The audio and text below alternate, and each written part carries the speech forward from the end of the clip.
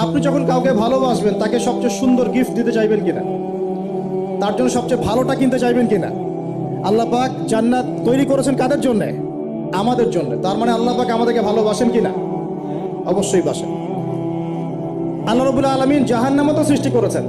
এখন যদি বলি যে তাহলে আল্লাহ পাক কি আমাদেরকে ভালোবাসেন না, জাহান্নামে কিভাবে দিবেন? উত্তরটা কি হবে তাহলে? উত্তর হচ্ছে এই যে যদি আল্লাহ না করুক কোনো ব্যক্তি জাহান্নামে যায়, তাহলে বুঝতে হবে সেই ব্যক্তি জাহান্নামে যাওয়ার যোগ্য ছিল বলেই জাহান্নামে গিয়েছে। কথা কি বুঝতে পারছেন? আর যদি কোনো ব্যক্তি জান্নাতে যায়, তাহলে বুঝতে হবে সেই ব্যক্তির উপর আল্লাহ পাক দয়া করেছেন বলেই সে জান্নাতে গিয়েছে।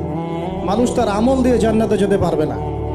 মানুষ তার আমল দিয়ে জান্নাতে যেতে পারবে না, আল্লাহর দয়া অনুগ্রহ দিয়ে জান্নাতে যাবে ইনশাআল্লাহ। আল্লাহ পাক আমাদের সবাইকে সেই দয়া অর্জন করার তৌফিক দান করুন। আল্লাহ পাক সৃষ্টি করলেন আদম আলাইহিস